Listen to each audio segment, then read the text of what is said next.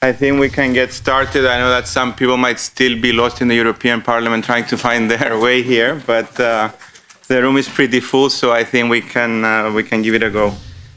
First of all, welcome to the first panel of the afternoon. My name is Andreas Konstantinidis, and I am the head of APCO's European Technology Practice.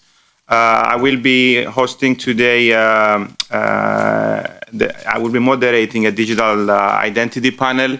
The panel is kindly hosted by MEP Ashley Fox, which you all know. So to start with, I would like to give him the floor to say a few words.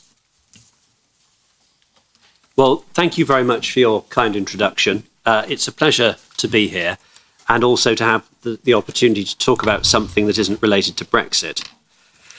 For those of you that don't know me, I'm also the chairman of the European Parliament All-Party Innovation Group. And we formed this group to ensure that policymakers were informed about the advances in modern technology, because far too often policymakers are quite happy to talk about it without actually knowing very much at all on the subject. I want to thank CommPro Worldwide for organising this event. We've had a splendid turnout, and I think for the next event we'll need a bigger room. But I wanted to talk today particularly about digital identity. I think digital identity is the most important aspect of unlocking the potential of blockchain, and also more broadly vital to the future of our digital society. I'd like to make 3 points from the perspective of policymakers: the importance of providing security, the necessity for the clarity of regulation, and the need for a change of mentality. Addressing the importance of security. One of the biggest hurdles that digital identity has had to combat is the notion of whether an individual's data will be safely stored anywhere other than in government archives. And this has been one of the biggest inhibitors for the development of digital ID. Blockchain offers the opportunity to allay some of these fears, with it being immutable and unhackable. Or so we hope. Storing identity on blockchain allows for an individual's data to be arguably more secure. Solutions have been developed that put consumers in control of their own data and only let relevant agencies see the necessary information. In addition, putting the data owner in control also allows them to give read and write access to only those that they wish to give it to. From my perspective, this is a move in the right direction. As we see more and more data breaches and questions over data ownership, embracing a blockchain solution could solve some of these problems. The second point is the necessity to provide clarity. Industry thrives on clarity, and policymakers are often guilty of not giving this to them. A great example of this is the fear that blockchain and the GDPR would be incompatible. I hosted a discussion on this topic with the Innovation Group earlier this year, and one of the most hotly debated aspects was whether the right of erasure was possible on the blockchain. Now, the conclusion to this was yes. We needed to acknowledge that there is a broader definition to erasure than physically destroying a record or deleting the information from a server. It can also be from the removal of a private key. Issues such as these arrive consistently in the advent of new technology, and with digital ID, it will be no different. It will be important to ensure that digital ID is accepted as a legal form of identification for this. Developers will need to know what solutions need to be inbuilt to ensure their compatibility.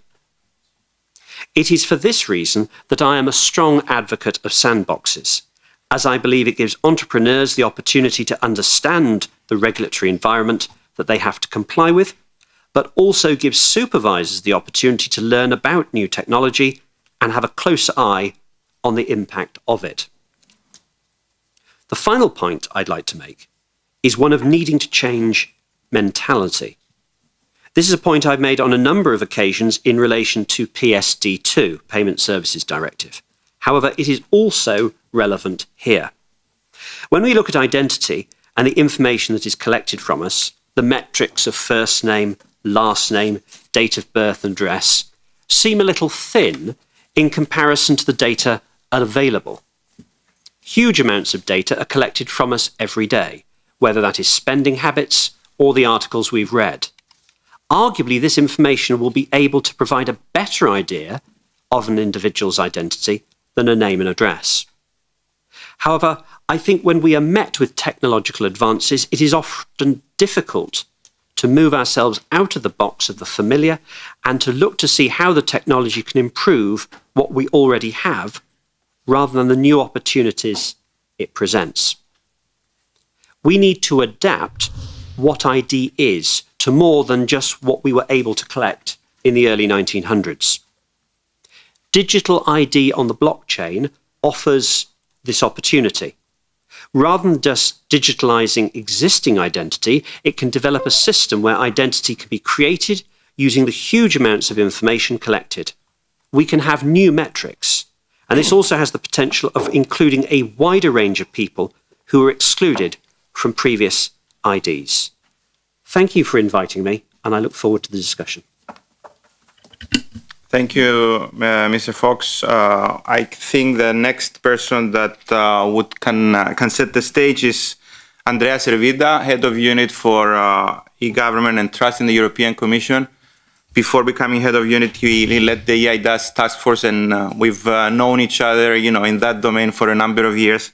We started the discussion on the EIDAS back in 2012, if I'm not mistaken. And Andrea, it would be great if you can touch upon some of the early lessons that we've learned on EIDAS, especially when it comes down to the mutual recognition of EID. And if you can also talk about the European blockchain infrastructure and also how that relates to digital identity. And you have 5 or 6 minutes. Thank you very much. Good afternoon to everybody. I'm really pleased to be here today to address you and to try to contribute, even though it's going to be difficult for Andres to keep me with regard to the timing. I'm not that disciplined that he knows very well. I think that the discussion of today is key, and I would like just to start linking to the third point that was made by the Honourable Member of the Parliament, because the change of culture and the change of attitude is important. The experience that we have developed, gained with EIDAS is that if you look at the regulation, it's the regulation which applies across the 28 member states. We don't define what is identity. We talk about identity, identification, but we don't define what is identity. Why? Because that is a cultural, very sensitive, culturally is very sensitive, but eventually what counts is what is indeed that you can enforce in relation to what you want to do. If you need to know whether I'm more than 18, you don't need to have my age, my date of birth. You need to have a trusted assertion about my age. And it's yes or no with regard to what is the threshold. Am I over 18? Yes. But that yes should be a trustworthy assertion that should be in a way linked to an identity that could indeed be disclosed if a process is there and the need is there for that assertion to lead to the identity. Why I'm saying this? I'm saying this because digital identity, we see digital identity in the context and not digital ID. And this is why in Europe, under EIDAS, we talk about electronic identification. So digital identity is going to be what will speak for us in the digital. And there is where blockchain is going to be extremely important. Assertion like whether my age is more than 18 or not. Once is assessed, once I'm proved to be alive, and I can enforce that assertion myself, or I can produce and share that assertion myself with a security link that is there to make it possible for the relying party to receive this assertion in full compliance with what are the obligations that he has to discharge, then there is no point for me to seek for that assertion more than once. And there is where I think it's important to look at how the technology is making it possible for digital identity to really flesh out only what is indeed needed for the purpose. What speaks for me, but not about me. I need to prove that I'm residing in the country and I have more than a certain age. Two asserted yes are needed. They don't need to know where in the country I live. They need to know that I'm there. And there is where I think that indeed there is a huge opportunity, as the honourable member of the Parliament, European Parliament just said, to unlock potential for the people and for the economy, for the social growth that we all strive to achieve. This is important because we have seen with the EIDAS, and the EIDAS is about, let me call it in this way, for those who read international press, is the legal identity. What makes Andrés Servida to be Andrés Servida? Fine, in my country is a process by which, I'm given actually an identity by my state. You like it, you don't like it, doesn't really matter.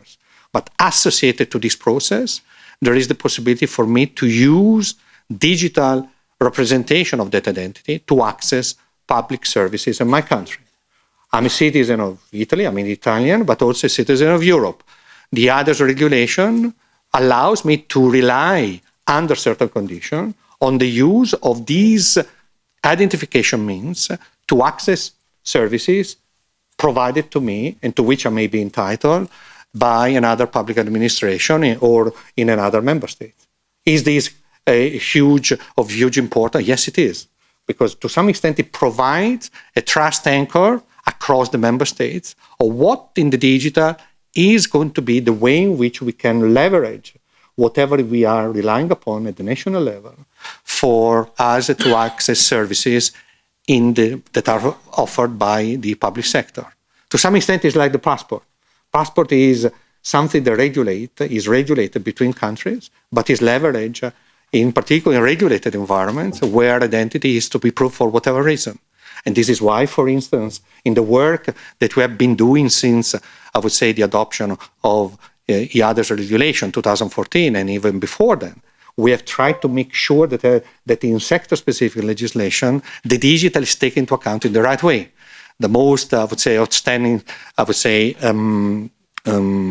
achievement that I can share with you today is certainly, I would say, the Anti-Money Laundering Directive, where digital identity under the EIDAS regulation are acknowledged to be relevant and possibly appropriate to provide the proofs of in-person verification of the prospective clients to a bank which has, or a financial institution that has to meet these type of challenges. I think this is important because it gets then to who is going to benefit and how.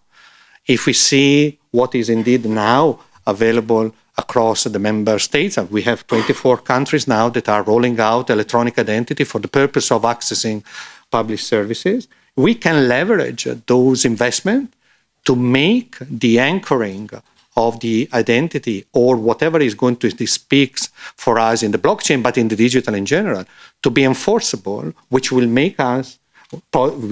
give us the possibility to disclose selectively, consciously, only those attributes that are needed for the transaction. There is no point if I want to comply with a true identity policy of whatever service provider to give my GSM number. No, that service provider may be receiving or should be open to receive what is a trusted assertion for which a country is taking responsibility and the liabilities toward all the other 27 member states, for that assertion to be uniquely linked to what I indeed make myself to speak for me in that particular setting.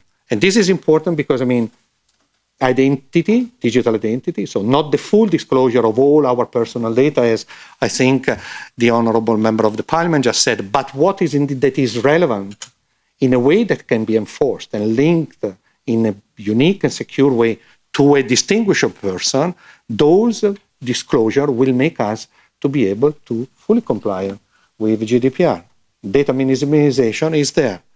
And I think that is where there is certainly I would say, opportunities and the leverage, the first lever. The second one is that blockchain certainly is, as it was alluded to before, certainly an interesting environment to manage selectively the disclosures of what speaks for us.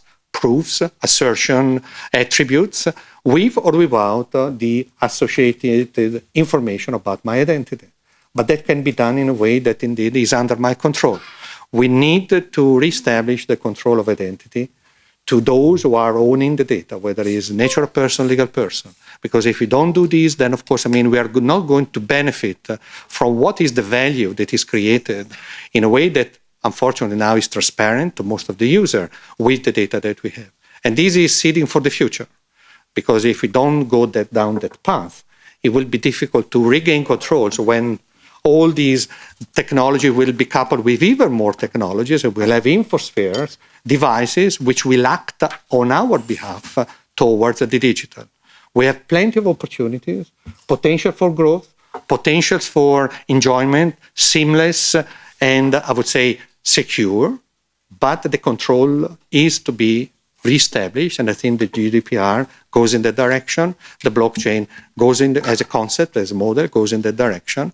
We need to leverage this, I would say, for the future of our society. Thank you. Thank you so much, Andrea, right on time. And next in line is another Andreas. Maybe it's only panel in Brussels with 3 Andreas out of the 7. Andreas Ebert is a regional technology officer for Microsoft in the EU. He has been with Microsoft for close to 2 decades. 3? 3. And he has been a member of multiple advisory and expert groups in Brussels. Andreas, maybe you can talk to us about what Microsoft has been doing in trying to commercialize blockchain-based decentralized identities. Thank you so much for the opportunity to be with you today. I'd like to pick up immediately statements made earlier in a way around basically unhackable kind of blockchains or other piece of technology. I do think if other researchers or researchers funded by European research funding are successful in the quest to tackle quantum computing, maybe we should reconsider the term unhackable for blockchain-based of technologies in a way. So it's a kind of interesting basically overlap between different developments happening in society and technology and industry that they're influencing each other. And I think the reaction need to be constantly evaluated. What is the proper way going forward on this one? So I'd like to focus on 4 things. As a commercial entity, I'm with Microsoft, so it's a company whose business model is based on a platform business model. And I'd like to explain what this means in this context. As a platform company, you're not creating individual solutions where you have targeted kind of individual projects being done at the leading edge of whatever kind of new concept is. As a platform company, you're creating a platform that innovation can happen on top of your platform. And both areas, which is the topic of today, blockchain identity, are what we call platform products or domains in a way. So for instance, the way how different blockchains can be implemented on one side is, of course, on one side, the kind of conceptual architecture, but making it as simple as possible that innovation can materialize in the market as fast as possible is where the contribution of our company is hopefully contributing a bit to this kind of effect on this one. On the other side, identity has been a core component, I think, of every large IT company's kind of business journey. And we do have all these kind of platform products around enterprise-oriented identity, enterprise-to-consumer-oriented identities, or identities only for the consumer sector, like our Hotmail account kind of system. But I'd like to share more information of a new world where we want to get into decentralized identity as a first-class citizen in the whole world of identity. And I think it complements very strongly the 2 previous speakers' kind of desire that identity should be secure, and secure not only from a cybersecurity perspective, but secure from a conceptual perspective. Who owns the identity? Because even if you have a classical, from a technology perspective, PKI infrastructure, the public keys are typically hosted in a database. The database could be hosted by a government entity, could be hosted by a commercial entity, but not by the person who wants to own his own identity in a way. So I do think this kind of desire comes very nicely together in this kind of 2 developments. On one side, what we call the decentralized ID system. And so if you're interested, decentralized ID Foundation is more information. You can take a look up on this one. And blockchain as the root ledger with its capability of immutable store to basically create an entity-less kind of root directory of the public keys people are relying upon in the decentralized ID environment. So number one, make decentralized ID a first-class citizen is an objective. Our ID architect, Kim Cameron, maybe some of you know Kim Cameron, is intensely working on. The other thing is around security. Security can be done via blockchain, but there's also other technologies available. One of those technologies is called confidential computing, which is a broader set of technologies to keep processing as secure as possible. Because security need to be available on number one, on the kind of conceptual side. Is the protocol secure? Is the process secure? But the implementation security is as important as the conceptual security in a way. The second thing is around how to basically manage your own identities. And the concept in the decentralized ID foundation work, again, is a 50 plus kind of organizations partnering to create this protocol. And you can imagine it's similar to the DNS system of the internet. Who owns the DNS from a database perspective? Because it has mutual store about all the kind of the yellow pages of the public internet, but the same kind of principle should be behind the decentralized ID infrastructure on this one.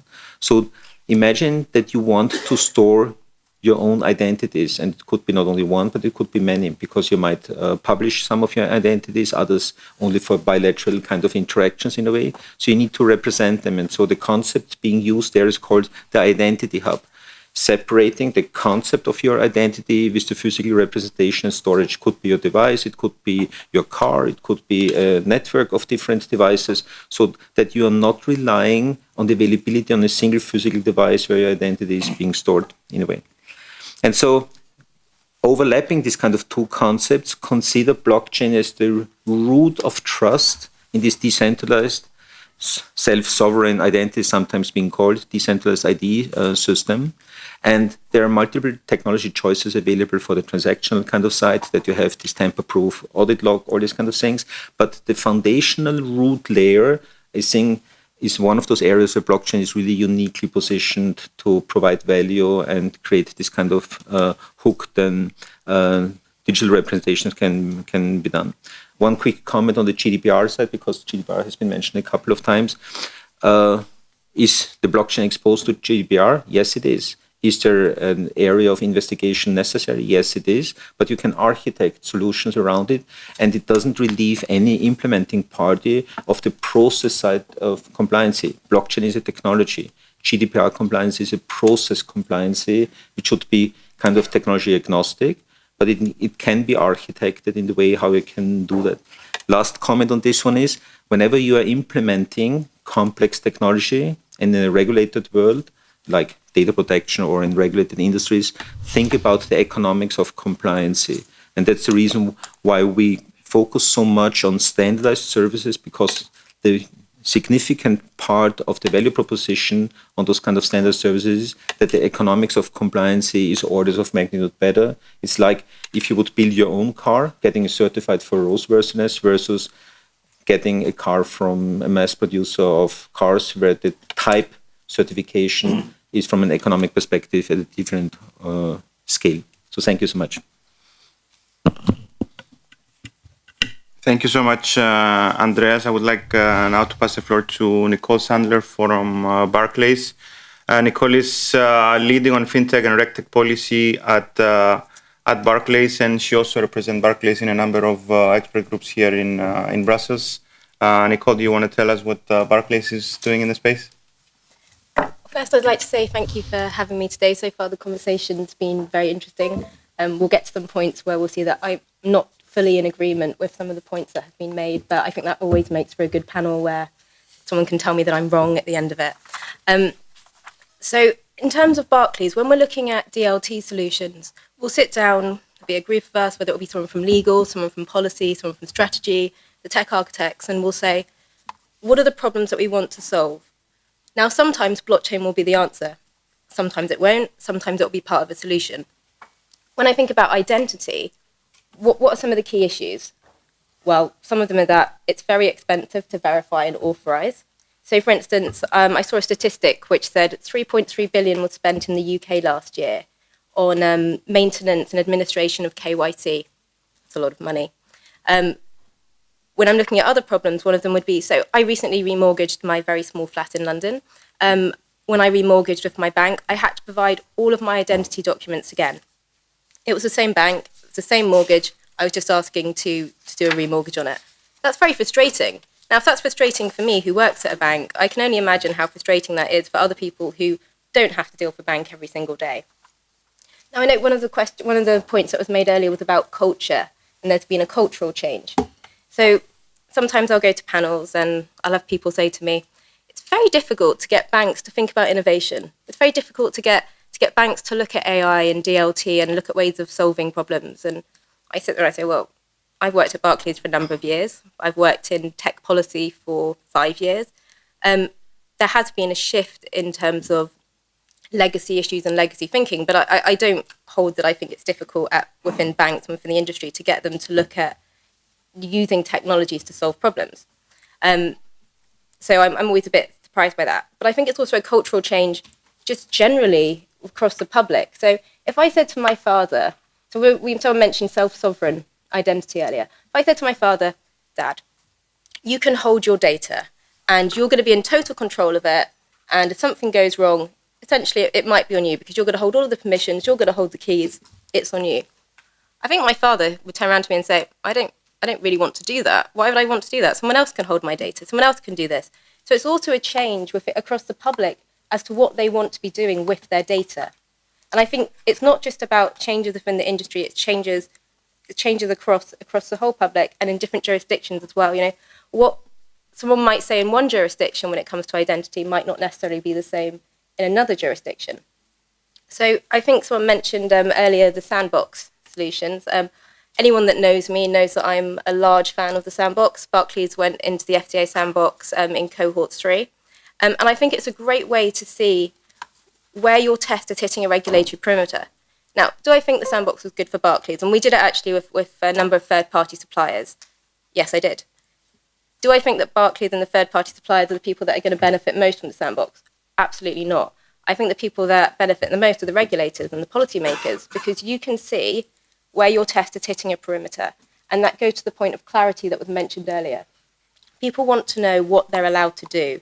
And if your regulatory landscape is unclear, it's very difficult to know what you're allowed to do. In fact, it's almost impossible. And for anyone in the industry, whether it's a bank, whether it's a startup, you need to know what you're allowed to do. Because if you think you can't do something, particularly from a banking perspective, you're not going to do it. Because even if legally you may think that you're okay or in a grey area and some lawyer tells you that it's going to be all right, reputationally it's going to be a problem if something goes wrong. So I think we've touched on quite a few of those points earlier. In terms of the one point that I was going to say that I may or may not agree with, it's on the GDPR and the right of erasure. I'm going to admit, I'm overjoyed for someone to tell me today that there's nothing wrong with Article 17 and the GDPR and blockchain, that they're going to work totally well together. Because I've sat in a number of meetings with both regulators and policymakers where we've turned around and said, I think Article 17 might be a problem for us because it's not clear as drafted what the right of erasure means. It may be that you can erase, you can take something off, you can remove your personal data, but I don't understand how that works on the blockchain because blockchain is immutable. So you need to tell me what you mean by erasure. Do you mean encryption? If you mean encryption, that's brilliant. But I have to admit, today is the first day that anyone has told me that Article 17 and the blockchain will work well together and it's not an issue. So if that's one takeaway I take, that's brilliant, but I have to admit it's the first time I've heard it. Thank you. You should come to the innovation group after. I've never been invited, so... Here we go. Thank you so much, Nicole. Why don't we move now to Luke from VMware. Luke, I'm not going to try to say your last name. You can say how you can pronounce it. Luke is a computer science by training, and now he's a global solutions consultant focusing on a couple of key accounts such as NATO and SWIFT. I know that VMware has announced a couple of important developments on blockchain the last few months. if you can touch upon those. And then we were discussing last night about how you can potentially delete blocks, and I guess this also links to the discussion on GDPR. Please go ahead. Thank you. My name is pronounced Douwe, but don't worry if you cannot pronounce it. You're not the first one. Now, if you look at VMware, we indeed announced a couple of products that's coming up, but in fact, the journey started 3-4 years ago. And we didn't look at blockchain as what solution can we solve with it. We first looked at the blockchain itself. And one of the key aspects to talk about the blockchain for us is distributed trust. If you don't have a solution where you have a distributed trust, maybe you just should look in a regular database, maybe a replicated database, but not in a blockchain. Because today, blockchain is still a sexy word. A lot of people, they just want to have a proof of concept on blockchain without thinking about that. And on that, we built that on distributed trust. And this morning, I heard in one of the sessions saying, yeah, scale and security doesn't go together.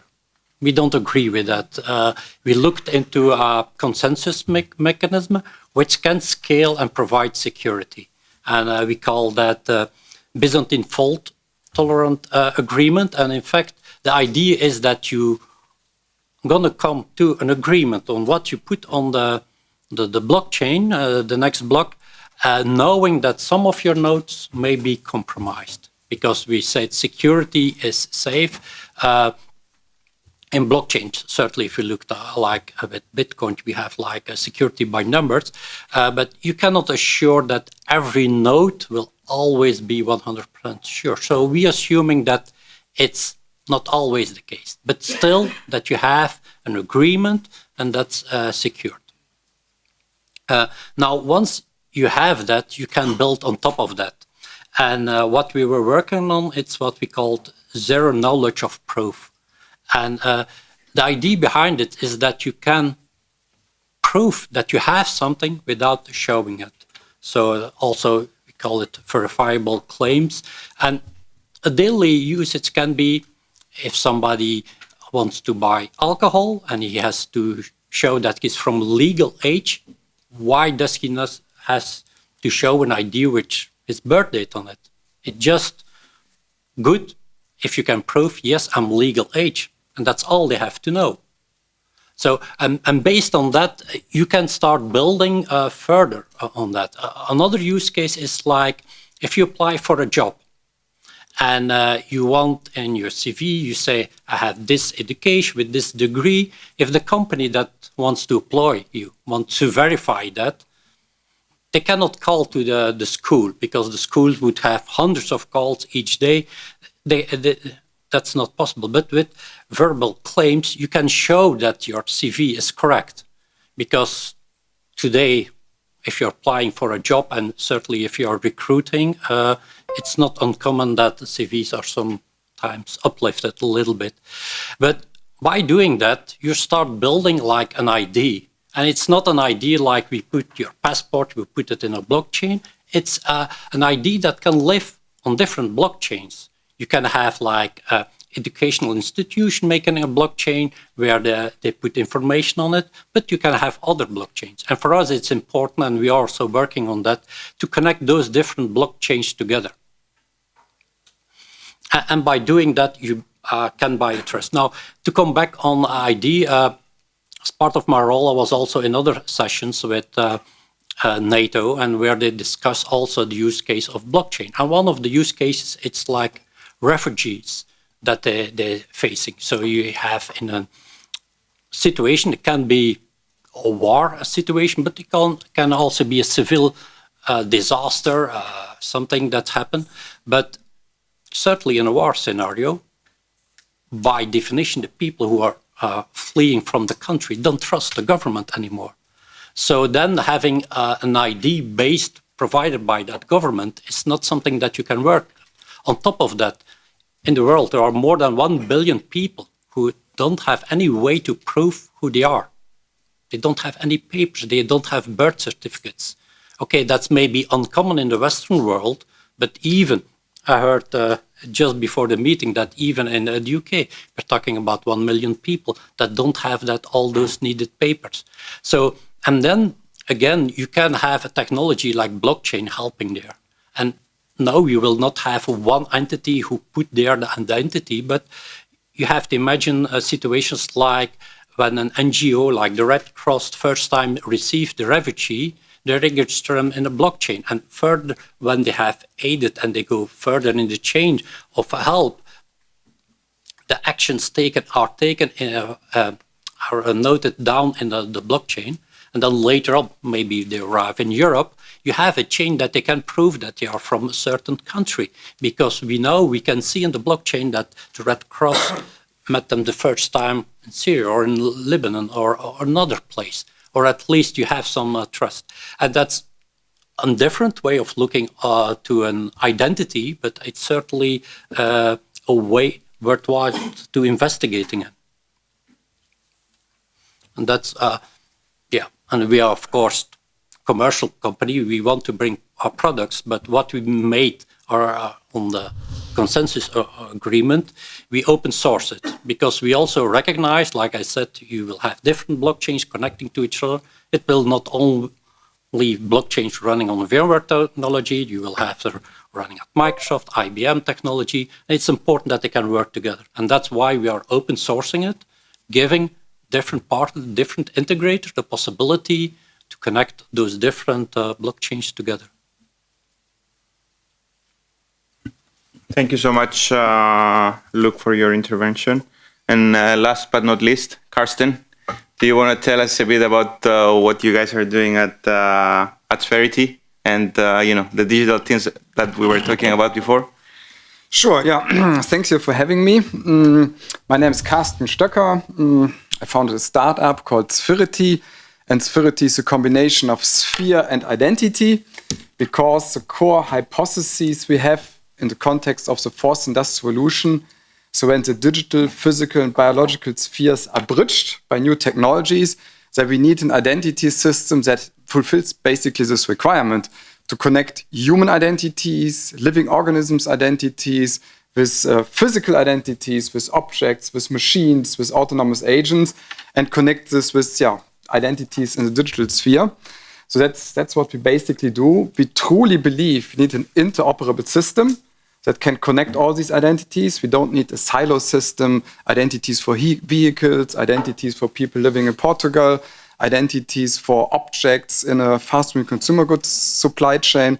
So with the fourth industrial revolution, when all the technologies are blended together, then we need a pretty interoperable identity system. And probably also worth to say, so from a scaling perspective, fourth industrial revolution perspective, it's really valuable to look into what the Chinese are doing. The Chinese are pouring triple-digit billion dollar into all kind of fourth industrial revolution technologies. There's just one Chinese conglomerate who's building a smart city for $32 billion US. And I think that's a culture and the mindset topic. So we are asking for business cases and for a little bit of tiny things. And the Chinese business case is Chinese supremacy, and it's a global competition we are in. I will come back to this a bit later. But anyway, so identity, fourth industrial revolution. So if you look in the internet, today we have 4 billion people in the internet. So we soon have 40 billion IoT devices. We have double-digit, triple-digit billions of software agents in the internet. So soon we have a transition from a human-focused internet with all transactions among humans to fully digital machine autonomous agents internet with entirely new concepts of identity. And with entirely new concepts in the digital world, I have my digital identity sitting here. Let's say it's my Amazon Alexa agent. I can easily create it, update it, remove it. I can clone, split, merge it. I can aggregate it. I can put some optimization. I can do a lot of things in real time at a very high frequency with the digital identity. It's an entirely new concept compared to humans, which is pretty static.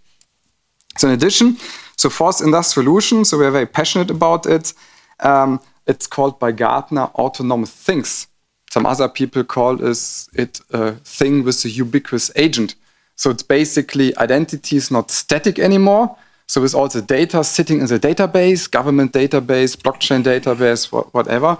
So our digital identities will be connected with autonomous agents, and the autonomous agents are selling our data, providing access to our physical resources, to our smart home, are providing signals from our healthcare data, kind of to do a prediction, do I need to change my lifestyle, kind of to have better health? And these autonomous agents will pretty much change how we interact. And by the way, there's one big automotive player in Germany that's not asking the question anymore how to sell our cars. It's asking how to sell our mobility services to Amazon Alexa in a business to agent to consumer play. And to be relevant in the future when after we have peak auto and no one sells cars anymore. And so bottom line here is, so in terms of this interoperability, digital identity with humans, physical objects, the cars and software agents, so there's a bit of interoperability needed. So we heard about verifiability. It's extremely interesting. So in Germany, we have Industry 4.0 and other European countries as well. I think we are world leading here. And in Industry 4.0, there's one big problem. So when I produce in a manufacturing line, production line, I produce an object, then the object has some inbound logistics, the object is produced, it's quality assured, it's kind of sold as a component, implemented in a car, in a product. So there are a lot of transactions going on. The object has to be verified. The quality assurance data needs to be checked. There are some quality inspectors coming in. And there's one big problem in Industry 4.0 when I have this object with the identifier sitting in the tier 1 supplier database that then sells the digital twin, the identity to an OEM, and the OEM sells to a fleet operator. This doesn't work at all. It's not interoperable from an addressing scheme, and it's not working from a verifiability thing, because when it's a fleet operator needs to verify a spare part, or an insurance company needs to verify a piece of telematics data, they cannot independently do it. And with blockchain, taking the root of trust out of central databases, putting it on a decentral distributed ledger, suddenly every player along a value chain can take an object, can take an assertion, you mentioned the assertion, can independently verify it, and this is super valuable for Industry 4.0. And of course, what can be done in Industry 4.0 can also be done for humans, and that's a little bit the perspective we have here. So before I close, I think it's a big myth when it comes to blockchain identity that we have all these sandboxes and regulatory kind of clarity in place. There are a lot of use cases that can be done into today's existing market designs, into existing regulatory frameworks. So it's not about crying like, I need to do this, the regulators and the policymakers. A lot of stuff can be done today in terms of kind of taking on the competition with the Chinese. Chinese are doing large-scale field tests. I think we also have to go in the same direction to have a little bit more dual mode of operations approach, like existing systems in parallel, distributed systems, field testing it, scaling it to build the technology competencies here to compete with Chinese supremacy in the near future. And also the US, and that's where I want to really close, because the US is pushing standards like hell. So in the World Wide Web, W3C consortium, they're pushing the standards, and you mentioned them, verifiable claims, decentralized identities, the semantic webs. They are pushing the standards. And when I look in this ecosystem, I don't see so much push from European player. Here and there are some, but it's a brute force in the US. So we have to take on the competition with the Chinese in terms of their risk appetite to scale and build technologies for supremacy, and also with Americans that try to standardize everything else for the future of the internet. And it's pretty competitive. And here in Europe, we have to co-create, to collaborate, to cooperate among each other to stay competitive. Yeah, thank you. Thank you so much, Karsten. We have about half an hour for questions, so I would like to open the floor.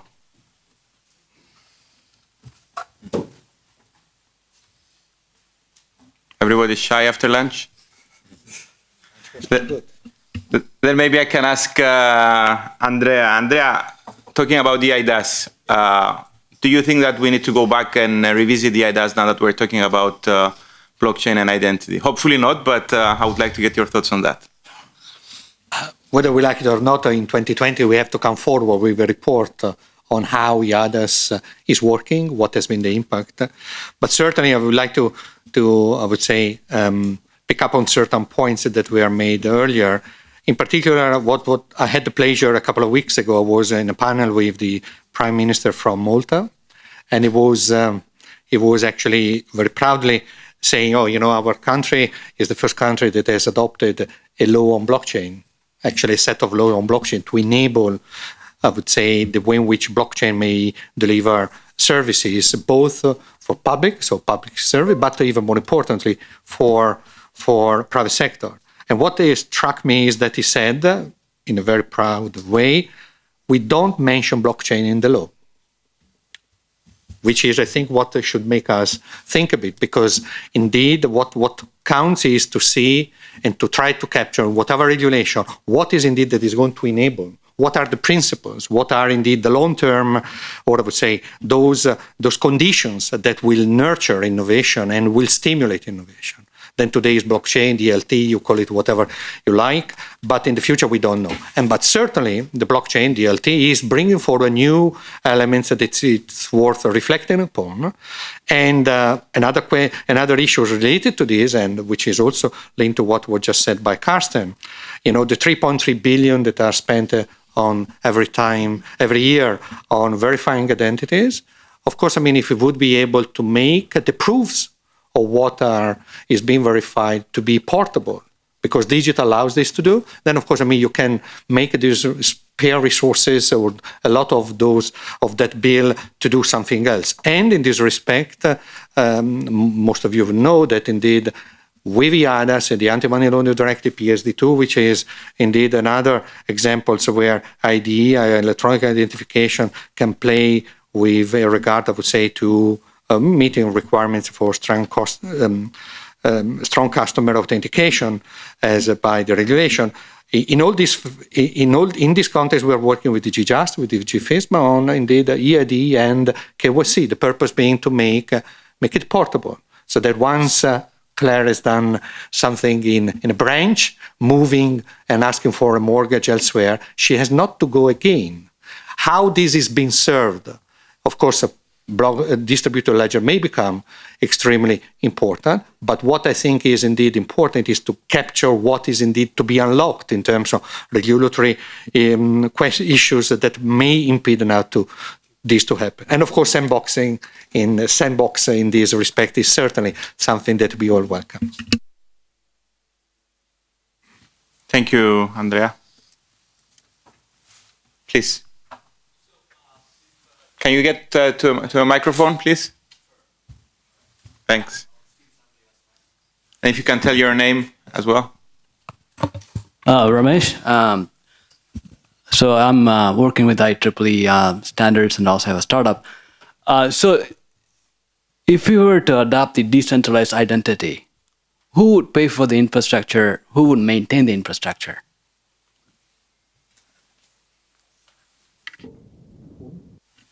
Who wants to take this? I can start with a limited perspective as a commercial entity on this one, because it's depending on the use case, classically the kind of financial activity anyway. If you have a decentralized identity scheme, what is happening is that different business models either have explicit monetization opportunities, saying, look, you can get, without advertising, the kind of classical thing, you need to pay a subscription that you can basically host or this kind of activity, or it's an embedded kind of system or a component in a broader kind of system. So the monetization in the commercial world is happening typically along those three lines. Is it the kind of subscription topic? Is it a transaction-based fee? Or is it a third party? Famously called as advertising-based business model in a way. That's the three classical monetization opportunities and financial sustainable models in a way. I can't talk on behalf of governments what the potential financial instruments would be to fund this kind of activities, but typically that's in the commercial sector on this one. What is helping this kind of thing is scale, incredible. And I mentioned quickly in my initial comment about economies of scale happening, and this is a panel on blockchain and identity, but the foundation, at least from our perspective, is the superior economics of the cloud model, the hyperscale cloud model in a way, on three layers typically to be manifested. Number one, the unit cost of IT typically goes down by an order of magnitude. the cost of or the economics of compliance typically increases by 2 orders of magnitude. And the speed of innovation take-up typically increased by 3 orders of magnitude, because you can ship to a global customer base on a daily basis new functionalities in a way. And so when people talk about the cloud paradigm, typically this kind of scale benefits are not the primary dimension they're thinking about. And especially in the context of platforms like blockchains or identities, those kind of economic effects are kicking in very, very fast. Thank you, Andreas. Andrea, do you want to say anything on the infrastructure side of things?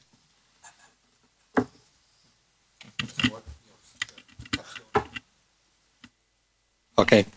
I suppose the very question is, who is going to benefit unless we make an infrastructure to work for society? And let's not forget, EIDAS is an example. Investment has started in the 90s to facilitate the engagement of citizens with governments at the local, regional, and federal or central levels.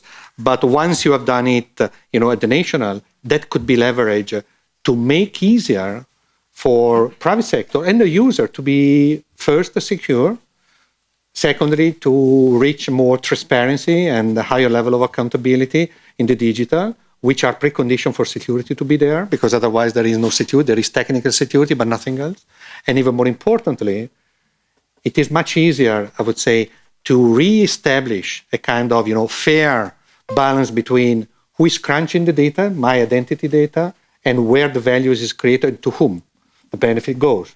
So I would say, in a provocative way, if we don't afford the security infrastructure, who is going to benefit from the identity? And we see now, in the way in which identity is being crunched, that the most of the value is not for those who get their identity data to be crunched, but they are for those that are crunching the data in a way that is not even easy for whoever to establish exactly what is indeed the value that is generated. You may be associated to some value, but I suspect that the economic model, it goes well beyond what is somehow public knowledge in this respect. Thank you, Andrea. Nicole, you wanted to add something? So I hear the maintenance question quite a lot. Where is the data going to be maintained? Who's going to be organising it? Who's going to be running it? Sometimes you'll hear that perhaps it should be the governments that do that. And I'm not going to say yes or no on that. The only thing I would say is then it becomes quite jurisdictional. Mm-hmm. Now, if DLT is meant to help solve some cross-border issues, that's one of the things I'm told a lot about DLT. If you're only leaving it with governments, then you are going to lead into a jurisdictional problem. I don't know what the solution is to that, but I just think it's something that's worth thinking about when you're talking about maintenance and handing it over just to governments. Please. So I think this is something that policymakers have yet to discuss. I'm very keen that it is not the taxpayer. I'm very keen that the governments do not get involved, because they'll do it badly and cost us more money. And I don't want consumers either. So that leaves the businesses, who in some form will have to pay some sort of fee for access. So when they verify identity, there will be a fee, and it might be a tiny fee. It might be a €1 for 100 checks or whatever it is. But I would be very keen to keep the base in the private sector and keep the taxpayer out of this. Thank you. Anybody else? Yes, there's more questions. Yeah.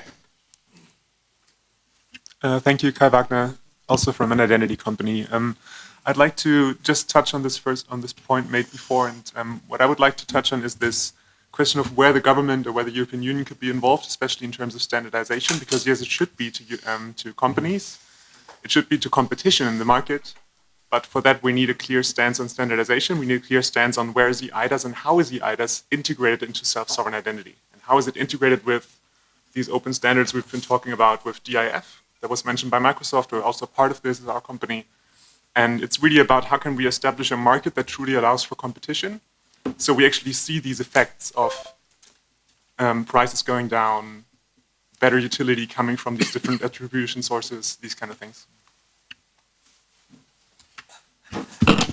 I think that in a way that could be considered as the sandbox approach, actually, what the Commission is promoting is this type of approach. We have done in the past a pilot with mobile, because EIDAS is indeed provided the framework and leverages what is there.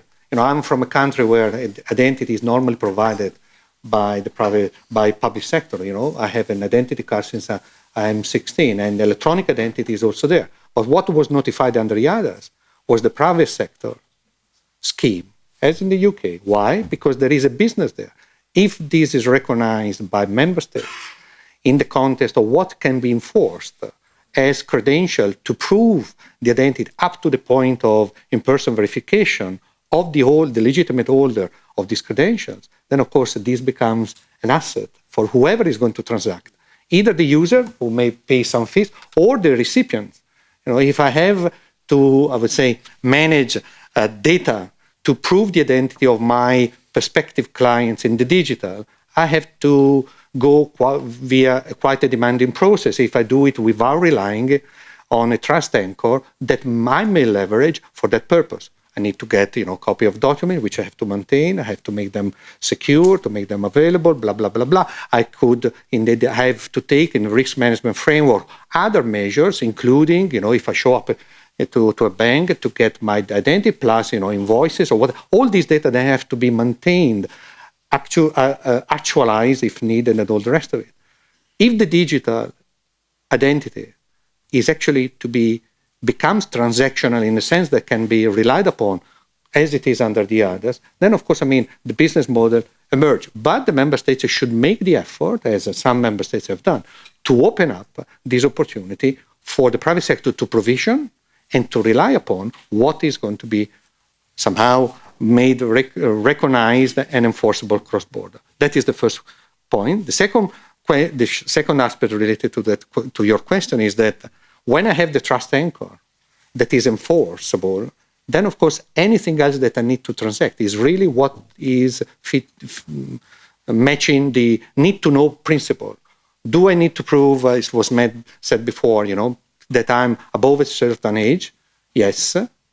If that yes is an assertion which can be enforced, associated identity that is distinguishable, then the relying party just get the yes with a stamp or whatever. Much easier for the relying party to discharge the obligation under whatever regulation, the sector-specific, the GDPR, because he has a yes and perhaps some, I would say, cross-border identifier, which is persistent according to the other. So there is plenty of opportunities to see digital identity anchored to recognized, enforceable electronic identity as the transformative element to change the way in which we do engage in the digital, for sake of being even more protected vis-a-vis what we may or may not like to be doing ourselves or delegating somebody else to do for us. Yes. I'd like to add on what Andrea just said on the EIDAS kind of architecture. The way how I see it as a technologist person is based, maybe it's a surprising kind of statement, I do think that Europe has one of the most advanced interoperability frameworks. The European Interoperability Framework is a 4-layered model, in case you haven't looked into this one, where you have 4 layers of interoperability: technical interoperability, semantic interoperability, organizational interoperability, and the 4th layer is legal interoperability. And there might be a 5th one, which is not in the document, which is human interoperability. So if 2 people don't want to work together, no technology will make it happen. So the 4 layers are to be spread between the different things. The way how I see it, and maybe Andrea would see it differently, that EIDAS is focusing on the semantic layer and the legal interoperability thing. Because no technology will make it happen that a government agency or a civil servant has to accept a certificate, a proof, and stuff like that. That has to be done at the legal interoperability layer. And new technology typically develops much faster versus the evolution of legal interoperability, because societal norms are moving slower typically than technical innovation. So the way how I see this interrelated kind of layers is that semantic layer and legal interoperability is the EIDAS kind of core competence and focus and framework. And the blockchain/identity is rather focusing on the technical/organizational layer, how to create basically technical protocols that people can trust, how to basically create business processes that is executable from a usability perspective like that. And so this intersection between the 4 layers is the way how I see this interaction between new technology and the core competence of governance, saying this is the way how our society should work. If I can just pop in here quickly. A few years ago, the Competition and Markets Authority in the United Kingdom got the biggest banks together on their open banking working group, and they got them to design a standardized interface. And that was the industry deciding what those standards would be. And that will be the basis of open banking in the future. That's the basis of PSD2. So I'd hope that industry can work together and they can design the standards. That's certainly my preferred option. Thank you. Nicole? I just wanted to touch back on the sandbox point that was made earlier, that the Commission would like to see member states, I don't want to paraphrase, but using this tool much more than they do at the moment. Within Europe, the sandbox isn't that prevalent. It's used a lot more in other jurisdictions. I'd like to go one step further than talking about sandboxes within the member states, because whilst I am a keen advocate for that, I think a lot of innovation happens outside of Europe. You know, you need to look to APAC, you look to the US, you actually look to the Middle East and you see what's going on there. And in order to progress, you need to look at where the best practices are. And it may not be that the best practices are always within Europe. I think open banking has been an excellent initiative. In terms of data frameworks, the EU has been very forward-thinking. In terms of sandboxes, less so. So when I think about what I would like to see from a sandbox, or not even just a sandbox, an innovation hub, I was absolutely delighted when the Global Financial Innovation Network was launched. When I saw the first consultation come out saying, we'd like regulators from across different jurisdictions to get together because we want to sit down and talk and discuss what the issues are, what the policies should be, because innovation is a problem across multiple jurisdictions. It's not something that's just based within the UK or based within Spain or based just within the EU. That's not how it works. You know, my parents moved from South Africa to England about 40 years ago. Getting a bank account, an international bank account, very, very tricky. Is it easier now? No, it's not. It's still very difficult from someone from the US to get a bank account in the UK. That's an international problem. So for me, what I would absolutely love to see is for some of the member states within the EU to get involved in the Global Financial Innovation Network. If you don't want to do the sandbox part, whilst to be honest, I don't understand why, you should be involved from an educational perspective to speak to other regulators, whether it's MAS, whether it's HKMA, whether it's someone in the Middle East, Abu Dhabi or Dubai, because then you're going to either sit there and say, well, I don't agree with this, and actually the way we're doing it is better, and you're educating them. Or if I'm going to be quite honest, it's probably going to be the other way around in a number of instances, where you're going to have someone from Singapore tell you what they're doing in the DLT space and why that would benefit you in the EU. Because yes, it's great to have competition, but it's great also to collaborate, and it's great to look outside of the EU at the other jurisdictions, which will actually help you get better, help all of us get better. So that was just the point I wanted to add on the sandbox, because it's not just about within the member states or just within Europe. It's looking outwards as well. Just adding one more thing, because it has been mentioned, the kind of aspiration that new concepts developed in Europe should be global lighthouse kind of things. And GDPR is one of those kind of, let's say, developments where Europe is really leading from a kind of breadth of thinking how personal data should be protected in a way. And I want to share one data point which I found particularly interesting. The way how we implement GDPR is globally consistent across our global services in ways. We don't have a European version of our products, the productivity office, whatever the name is, and the US version or an Asian version. We have one version.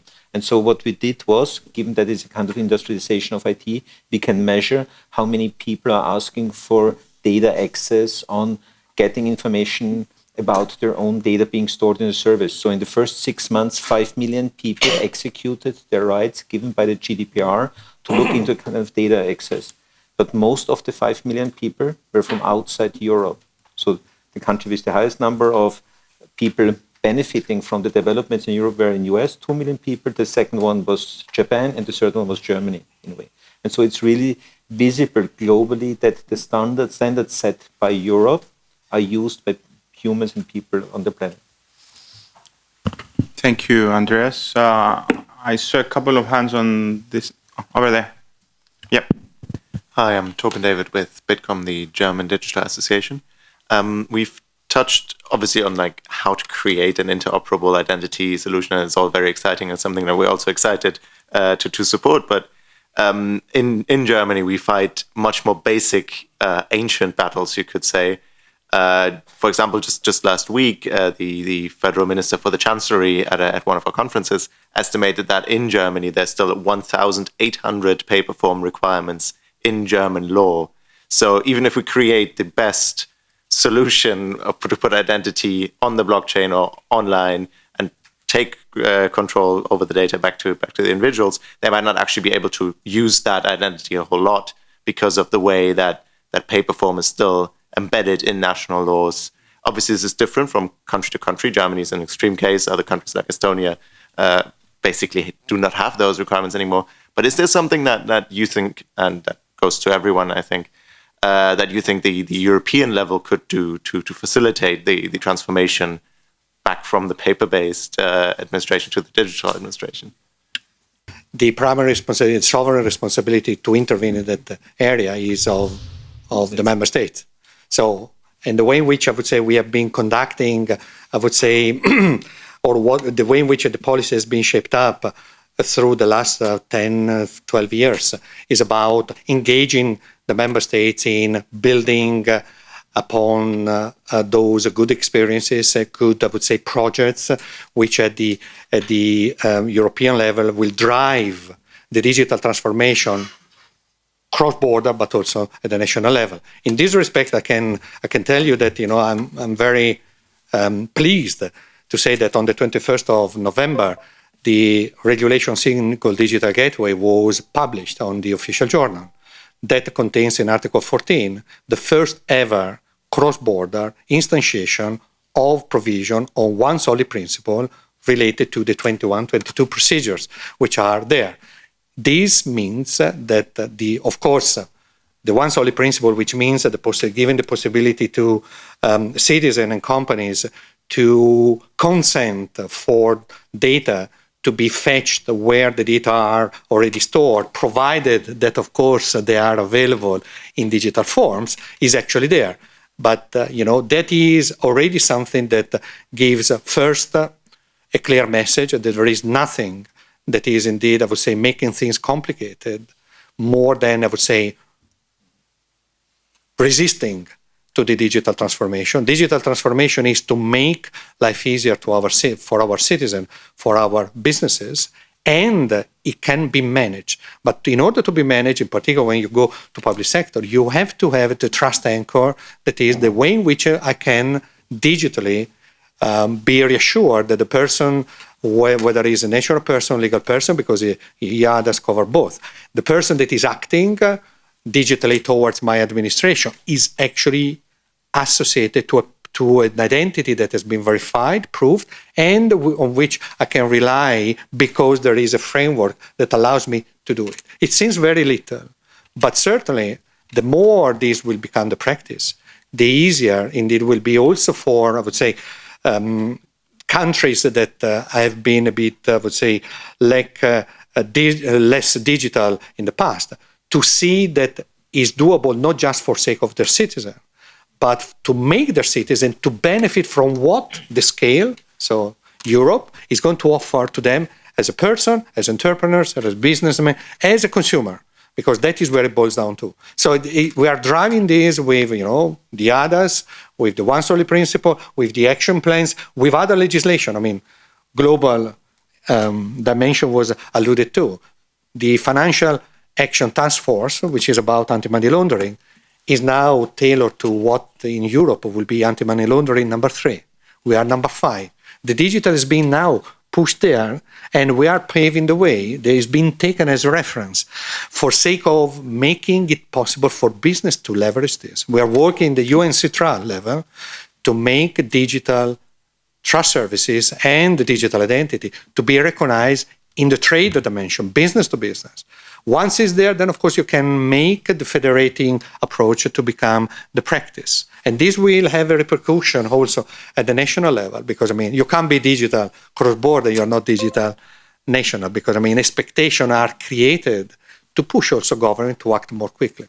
And it's not just Germany, unfortunately. Thank you, Andrea. Andreas? Yeah, may I answer as an Austrian, being neighbor to Germany in a way?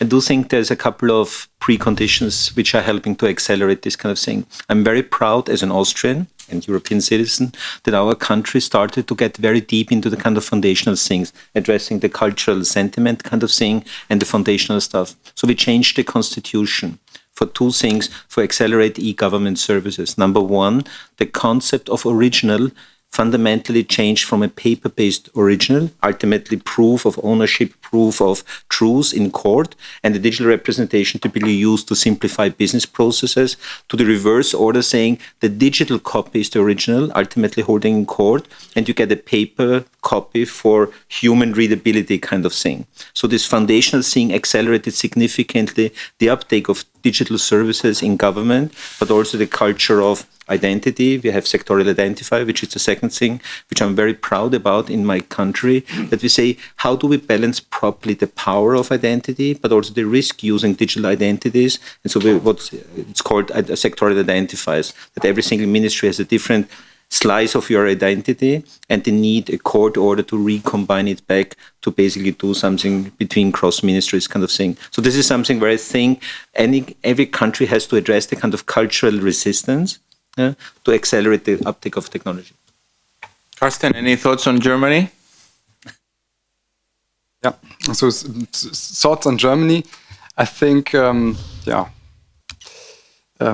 think people are aware of this. It's probably not on the highest part of the political agenda, I would say. So we have other problems on the political agenda. And maybe I would like to go a bit back to this Industry 4.0, because this is high on the agenda. And at least I think the German industry is pushing to get digital identity systems verifiability into this, and that's a good news. In addition, I want to say, so when it's about identity, it's not, let's say, we need to have a shitload of expensive blockchain infrastructure in place. So I think we only need a bit of, let's say, immutable blockchain storage in place to store an immutable proof, to anchor a verifiable claim. And it's not so expensive. In addition, there are a lot of cryptographic methods that are where a lot of kind of research is going on, and the industrial players are kind of jumping on the bandwagon to use cryptographic data structure to prove something off-chain, to anchor proof on-chain, and to really drive scalability. Because so with these kind of things, scalability is possible. It's possible in Industry 4.0 sector, but then it's also possible for humans as well, because they have less transactions. Last thing, what's also kind of an aspect, let's say, at least in the industry in Germany. So we have GDPR for humans, and especially when I have machines, and the machines are doing economic transactions because they have their wallet and do some transactions. So the machines are also vulnerable to be exploited by another machine, that's let's say, trying to get hold of data or to do some with leaked data. And for that reason, there's also this concept that's now suddenly a little bit bottom-up discussed, GDPR for machines, to protect the machines and the agents when they engage in commercial or some other sensitive transactions, that they also have, let's say, a privacy-preserving identity infrastructure. And that's a good thing, and a lot of engineering still has to be done. Thank you. Paolo. Awesome. We still have one time for one more question. So my name is Paulo Rodrigues. I'm from Portugal. I was involved in the e-identity process for Stork back in the days.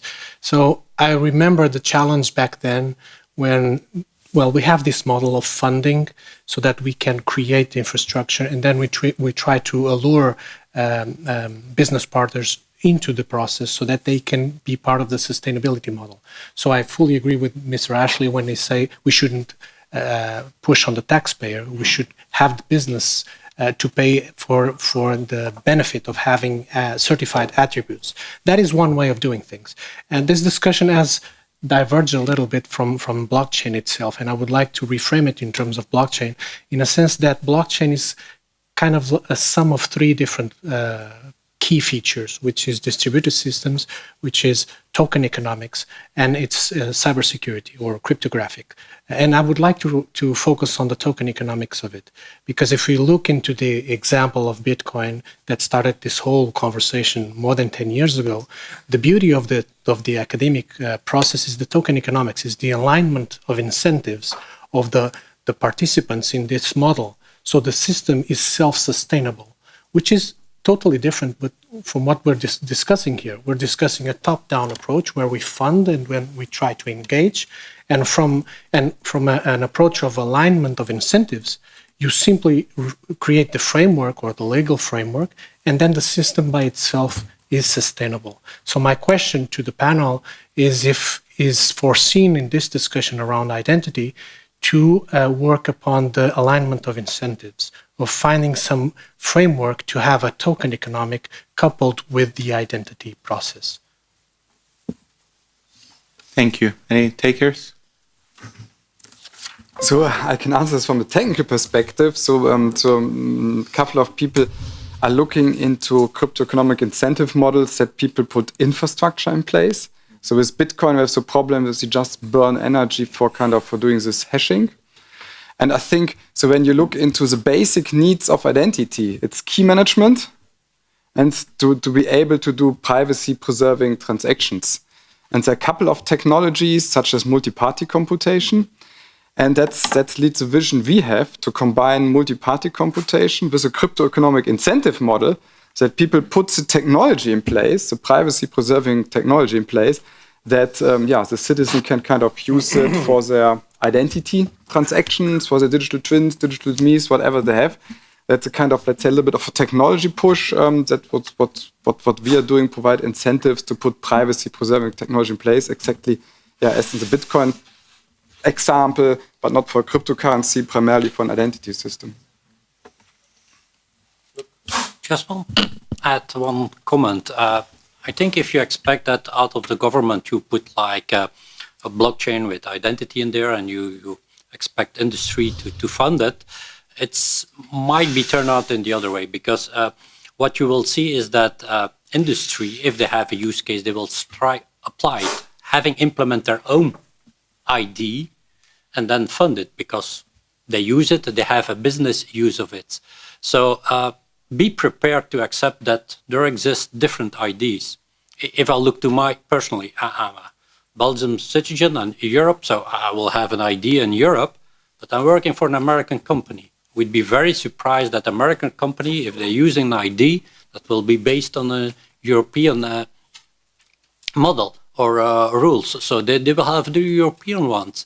I'm a diving instructor. Next year, they will start all trainings, tests that we do must be electronically noted. So I will have there also an ID. It's not linked to my electronic ID of the government.